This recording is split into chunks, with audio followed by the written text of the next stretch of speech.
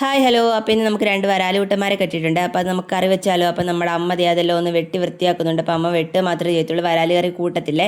അപ്പോൾ അതെല്ലാം ഒന്ന് ക്ലീൻ ചെയ്തെടുത്തുകൊണ്ട് വന്നിട്ടുണ്ട്. ഇനി നമുക്ക് കറിക്ക് വേണ്ടി നമ്മൾ കൊച്ചുള്ളി, വെളുത്തുള്ളി, ഇഞ്ചി, പച്ചമുളക്, കറിവേപ്പില എടുത്തിട്ടുണ്ട്.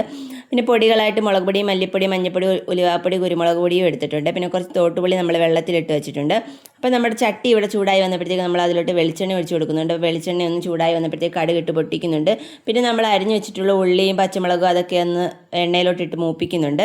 അപ്പോൾ അതൊക്കെ ഒന്ന് മൂത്ത് വന്നപ്പോഴത്തേക്ക് നമ്മൾ എടുത്ത് വെച്ചിട്ടുള്ള പൊടികളൊക്കെ അതിനകത്തോട്ട് ഇട്ട് കൊടുക്കുകയാണ്. അപ്പോൾ ആ ചെറിയ തീയിലിട്ട് ആ പൊടിയുടെയൊക്കെ പച്ചമണം മാറുന്നിടം വരെ നമ്മളൊന്ന് മൂപ്പിച്ചെടുക്കണം. അതിനുശേഷം നമ്മൾ ആവശ്യത്തിന് വെള്ളം ഒഴിച്ച് എല്ലാം കൂടെ ഒന്ന് മിക്സാക്കി എടുക്കുന്നുണ്ട്.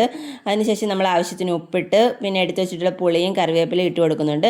ഇനി നമുക്ക് അടച്ച് വെച്ച് ആ അരപ്പൊന്ന് തിളപ്പിച്ചെടുക്കണം. അപ്പോൾ അതിന് വേണ്ടിയിട്ട് നമ്മൾ അടച്ച് വെക്കുന്നുണ്ട്. അപ്പോൾ ആ തിളയൊക്കെ വന്നതിന് ശേഷം നമ്മൾ അതിൻ്റെ വരാലിനെ അങ്ങോട്ട് ഇട്ട് കൊടുക്കുകയാണ്. ആദ്യം തന്നെ വരാലിൻ്റെ തല ഇട്ട് കൊടുക്കുകയാണ്. പിന്നെ പീസെല്ലാം ഇട്ടിട്ട് നമ്മൾ ചട്ടി ഒന്ന് കറക്കി വെക്കുന്നുണ്ട്. കാരണം ആ അരപ്പൊക്കെ ആ മീനകത്തോട്ടൊന്ന് പിടിക്കാൻ വേണ്ടിയിട്ട്. അപ്പോൾ അതേ നമ്മുടെ സൂപ്പർ ടേസ്റ്റി ആയിട്ടുള്ള വരാല് കറി ഇവിടെ റെഡി ആയിട്ടുണ്ട്. അപ്പം നല്ല സൂപ്പർ ടേസ്റ്റ് ആയിരുന്നു വരാല് കറിക്ക്.